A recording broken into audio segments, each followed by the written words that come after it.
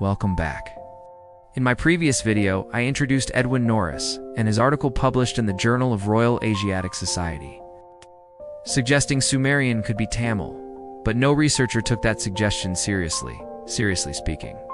During this time, the researchers and the Western community as a whole were too excited of the fact that they have discovered this remarkable Sumerian civilization, and they were too busy trying to link Sumerian to Semitic languages.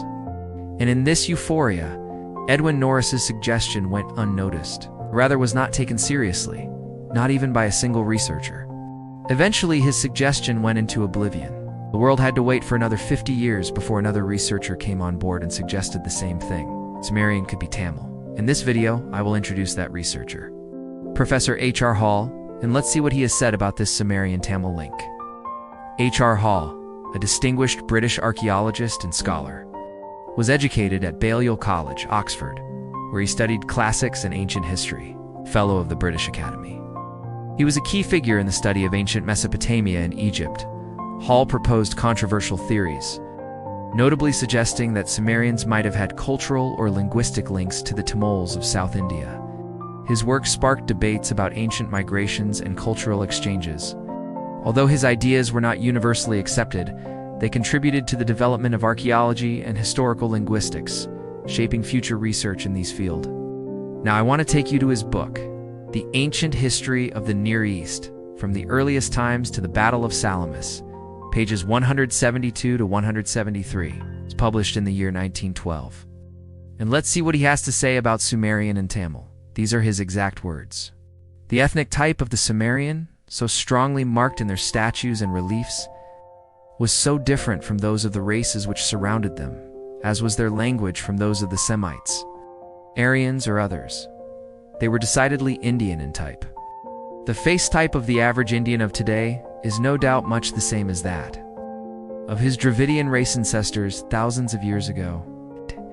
And it is to this Dravidian ethnic type of India that the ancient Sumerian bears most resemblance, so far as we can judge from his monuments. He was very like a southern Hindu of the Deccan, and it is by no means impossible that the Sumerians were of Indian race which passed, certainly by land, perhaps also by sea, through Persia to the valley of the two rivers. It was in the Indian home that we suppose for them that their culture developed. I must mention that the word Dravidian used above refers to Tamil, being the oldest of the Dravidian family of languages. As expected, no one took this proposal seriously to further research the Sumerian-Tamil link. The Western scholars spent all their time and effort researching and finding evidence so that they can link Sumerian to Semitic languages. The reason is obvious, and they failed.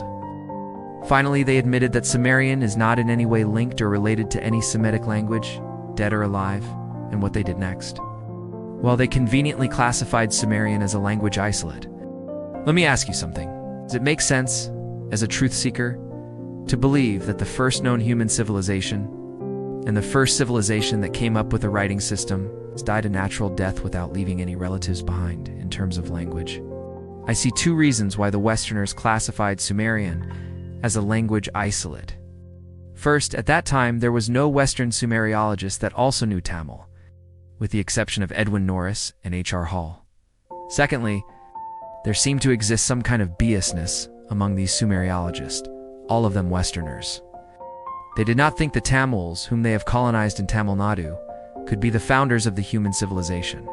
And the status quo of Sumerian remained. It will take another 50 years for an ethnic Tamil linguist and researcher to take this proposal of Edwin Norris and H.R. Hall to scientifically study the Sumerian-Tamil link. More on that in my next video. If you like this video, please subscribe, comment, and share. Signing off for now, I am Ariel Logan, Marapen. See you in my next video.